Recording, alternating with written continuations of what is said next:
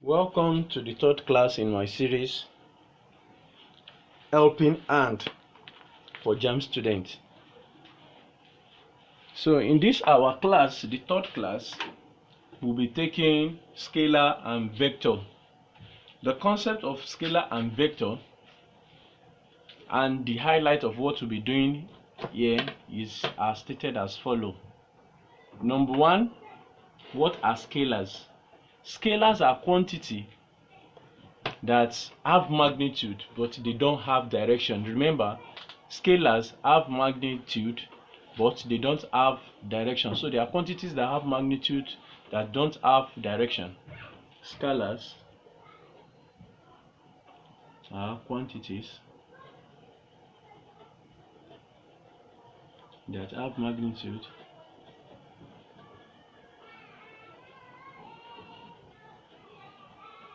but no direction.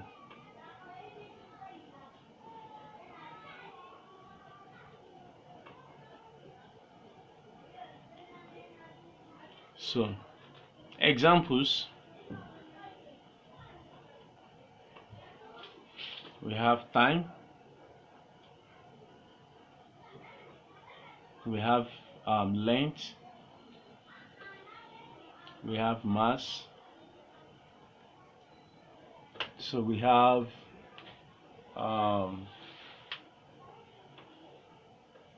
area and etc. So why vectors are quantities that have both magnitudes and direction? Vectors are quantities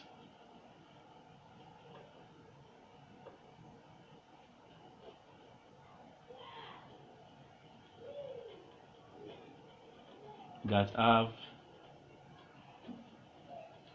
both magnitude and direction.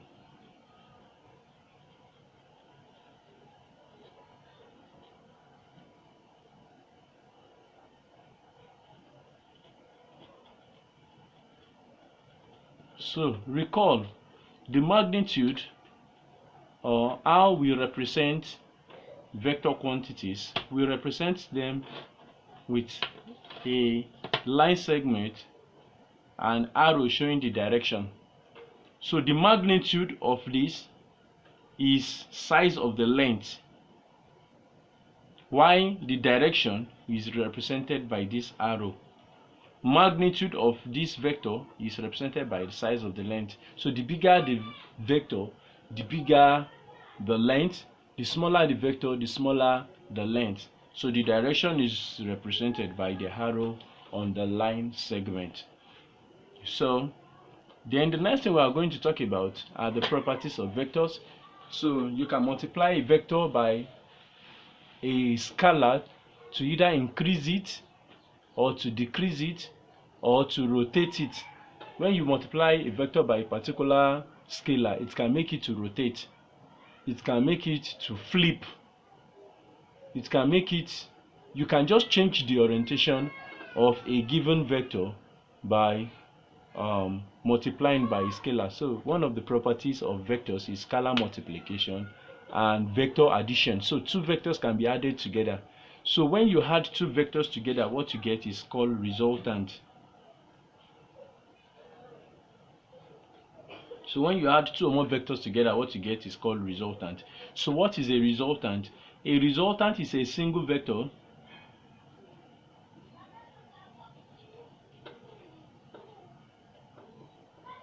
that has the same effect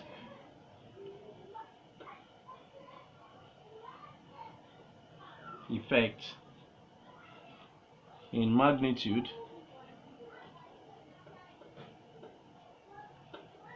and in direction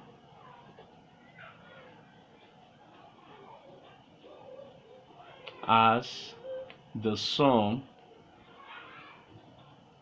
of two or more vectors added together.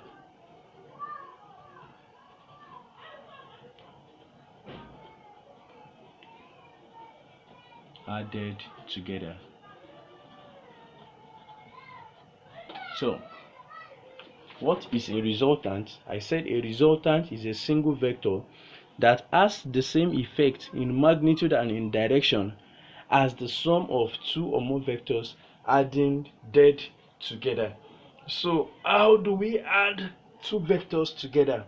We are going to consider 4 or 5 cases. So in this video we will consider only 3 cases, while in the next video we will consider some parameters you need to learn before you know how to resolve such vectors. So let's consider a body. So case number 1, so addition of vectors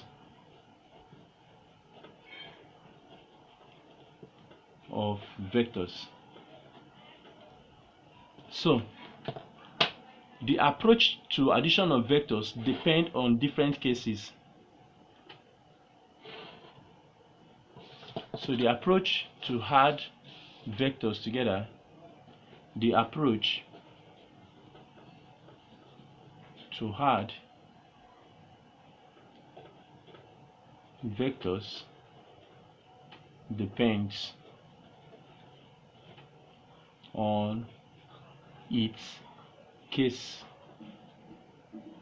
So depending on the cases, so we'll consider some of the cases before we add some vectors together. So the first case we are going to consider is when we have vectors acting on a body in the same direction. Two vectors acting on a body, two coplanar forces acting on the same body together. What are coplanar forces? They are forces that are acting on the same plane. They are acting on a body on the same plane. So if this is my x-axis, this is my y-axis, this is the plane, is a x-y plane. So any force that is acting on this plane, one is acting in this direction, one is acting on this, they are acting in the same. But if one is acting, this is z-axis, moving down is z-axis. So this one is moving like this, and that one is moving like this. The movement of this one is xy, this one is z direction. This one is moving xy. So they are not on the same plane. So when we want to consider forces, we consider them acting on the same plane. I hope this you are getting me. So look at this plane, xy plane. So two of them acting on the body on the same xy plane. So we can add them together. So those are called coplanar vectors. So addition. So case number 1, when we have parallel coplanar forces acting in the same direction. Parallel coplanar forces.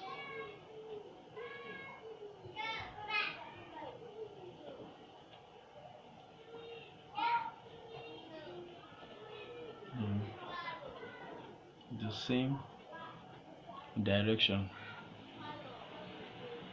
So what is their resultant going to be? So let me draw a diagram to illustrate it. So I have vector P acting on it. I have vector Q acting also on it in the same plane. So this is P, this is Q. So what is the resultant of this? I told you the resultant is also a vector, therefore it must have magnitude and must have direction. So the resultant R is equals to P plus Q. That is the magnitude of the resultant. Then the direction in the same direction is the same direction. So that is case number 1 for you. So if vector P is 5 Newton, if P is equals to 5 Newton and Q is 3 Newton, so we have our R to be equals to P plus Q, which is equals to 5 plus 3, which is equals to 8 Newton in this direction. So any problem with that? If you have any problem, please go back to the beginning of this explanation, addition of vectors, and reconsider what I have written in case number 1. So case number 2, case 2.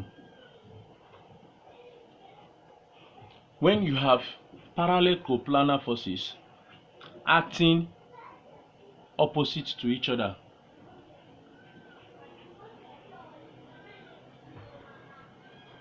coplanar forces.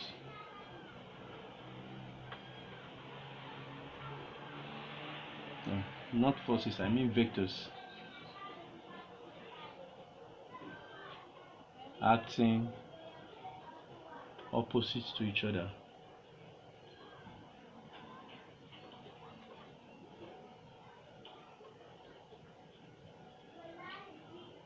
So parallel coplanar forces acting opposite to each other. So let me draw a diagram to illustrate that. We have a body and we have vector M acting in this direction and vector N acting in opposite direction to it.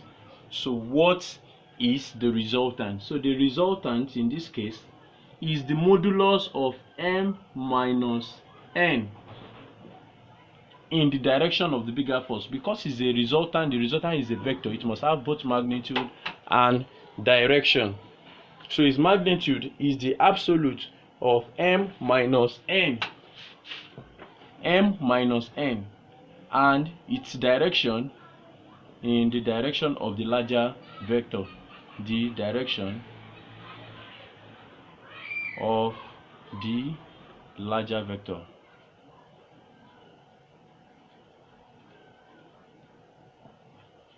So after that, then let's take the next one, which is case number 3. No, let me pick an example. So if vector M were 5 meter per second and vector N were equals to 7 meter per second, so what is the resultant? The absolute of the resultant, or the size of the resultant, is equals to absolute of 5 minus 7, which is equals to absolute of 2. So the norm of 2 is the metric distance between 0 and -2, which is equals to 2. So when you've gotten 2, so what is the direction? In the direction of the larger vector, and the larger vector between M and N is 7. So in the direction of N. This leads us to case number 3. Case 3. When two vectors are acting at 90 degrees to each other. When two vectors are acting at 90 degrees to each other. Case number 3. Case 3. Two coplanar forces acting perpendicular to each other. Two coplanar vectors acting perpendicular to each other.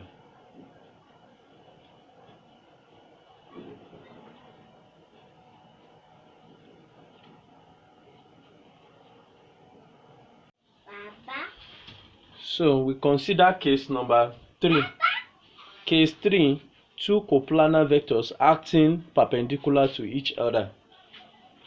So I draw the diagram. I have done this video, but unknowing to me, the vector was the camera was not videoing. So let's use a diagram to illustrate. So we have a diagram and we have vector A acting in this direction, vector B acting in this direction, 90 degrees to each other.